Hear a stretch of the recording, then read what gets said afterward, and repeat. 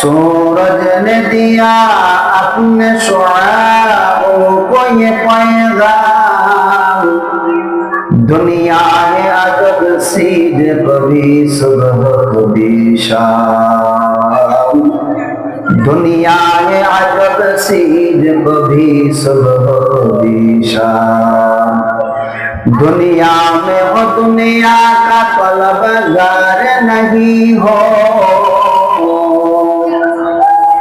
दुनिया में हो दुनिया का तलबगार नहीं हो, बाजार से गुजर हो खरीदार नहीं हो, बाजार से गुजर हो खरीदार नहीं हो।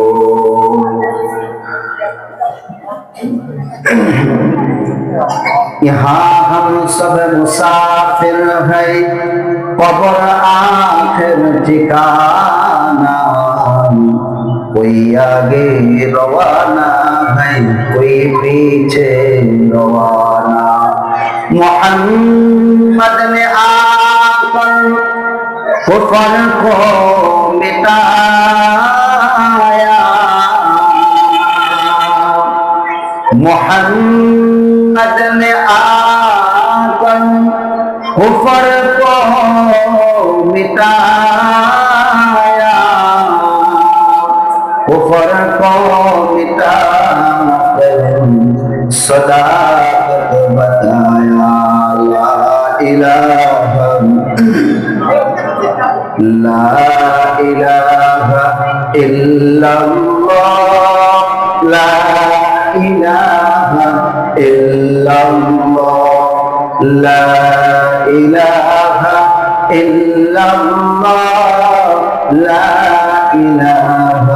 इल्लल्लाह, ला इलाहा इल्लल्लाह, ला इलाहा इल्लल्लाह, ला इलाहा।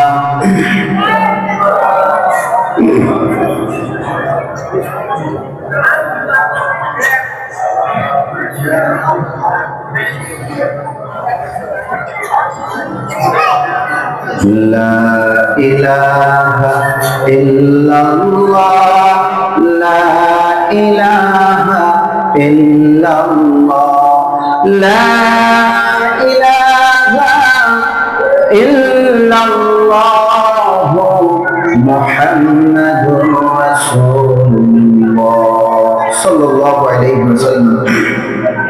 আলহামদুলিল্লাহ, উদ্যোগার আয়োজিত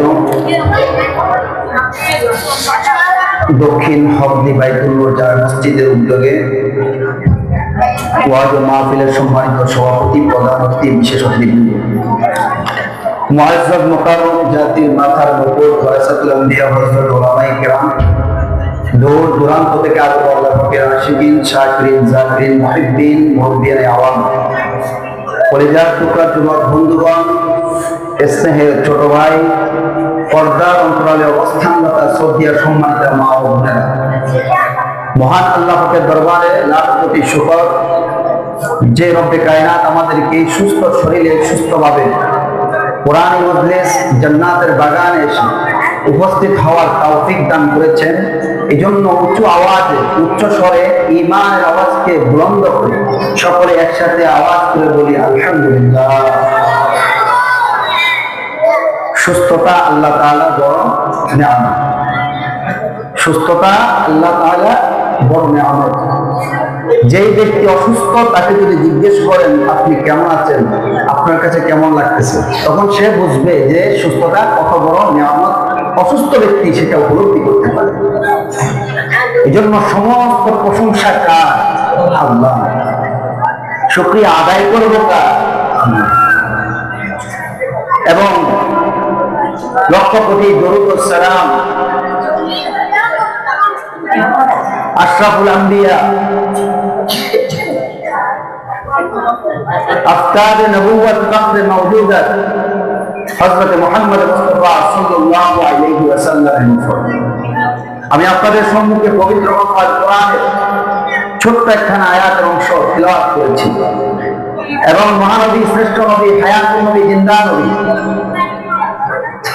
হযরত মুহাম্মদ মুস্তাফা সাল্লাল্লাহু আলাইহি ওয়াসাল্লামের অসংখ্য অগণিত অমিয়সুল হাদিস হতে ছোট্ট একখানা হাদিস পাঠ করেছি। কোরআন ও হাদিসকে সামনে রেখে সংক্ষিপ্ত সময় আমাকে কিছু কথা বলার জন্য, আপনাদেরকে শুনবার জন্য কবুল ও মঞ্জুর করুন সকলে বলে আমিন। আল্লাহ পাক রব্বুল আলামিন আমার তিলাওয়াতকৃত আয়াতের ভিতরে বলতেছেন, ফামান কানা ইয়ারজু লিকা রাব্বিহি ফালইআমাল আমালান সালিহান فليعمل عملا صالحا ولا يشرك بعبادة ربه أحدا।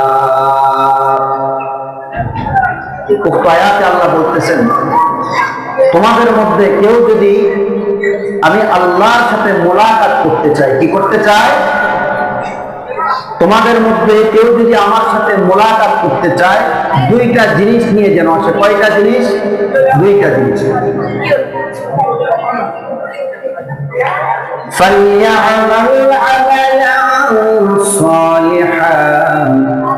এক নাম্বার হলো নেক আমল নিয়ে যেন আসে। কি নিয়ে আসে? নেক আমল নিয়ে আসে, পরিশুদ্ধ আমল নিয়ে আসে, পরিশুদ্ধ আমল নিয়ে আসে। কেমন পরিশুদ্ধ হতে হবে? দ্বিতীয় নম্বর গুণ আল্লাহ বলতেছে, ওয়ালা ইউশরিক বিইবাদাতি রাব্বিহি আহাদা। তোমরা ইবাদতের মধ্যে তোমাদের রবের সাথে কাউকে শরীক করো। আল্লাহ তাআলা বলছেন কি, তোমরা যারা আমার সাথে কি করতে চাও, মোলাকাত করতে চাও, সাক্ষাৎ করতে চাও, তোমরা দুইটা জিনিস নিয়ে আসবা। এক নাম্বার হলো পিওর আমল, পরিশুদ্ধ আমল। দুই নাম্বার শিরক মুক্ত ইবাদত। তোমাদের রবের ইবাদতের সাথে কাউকে সংযোগ করা যাবে না।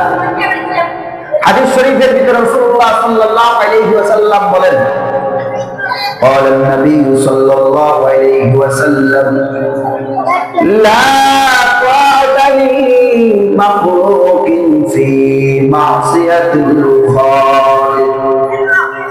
আল্লাহকে বেজার করিয়া, কাকে বেজার করিয়া?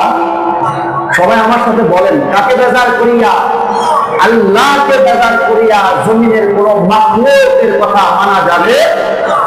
আল্লাহকে বেজার করিয়া পিতা মাতার কথা মানা যাবে? আল্লাহকে বেজার করিয়া আমার পীর বাবার কথাও মানা যাবে? আল্লাহকে বেজার করিয়া আমার বড় হুজুরের কথাও মানা যাবে? আমার যা কিছু হবে একজনকে সন্তুষ্ট করার জন্য, তিনি কে? দ্বিতীয় হাদিসে আল্লাহ পাকের হাবিব বলতেছেন, قال النبي صلى الله عليه وسلم حب الدنيا رأس كل خطيئة। দুনিয়ার মহব্বত সমস্ত পাপরাজ্যের পাপের কারণ। কিসের মহব্বত? দুনিয়ার মহব্বত। সমস্ত গুনাহের মূল এই দুনিয়ার মহব্বত। কিসের মহব্বত? দুনিয়ার মহব্বত, সমস্ত গুনাহের মূল। এই মহব্বত তিন প্রকার। মহব্বত কয় প্রকার? এক নাম্বার হলো হুব্বে যা, হুব্বে মাল, হুব্বে নিসওয়ান।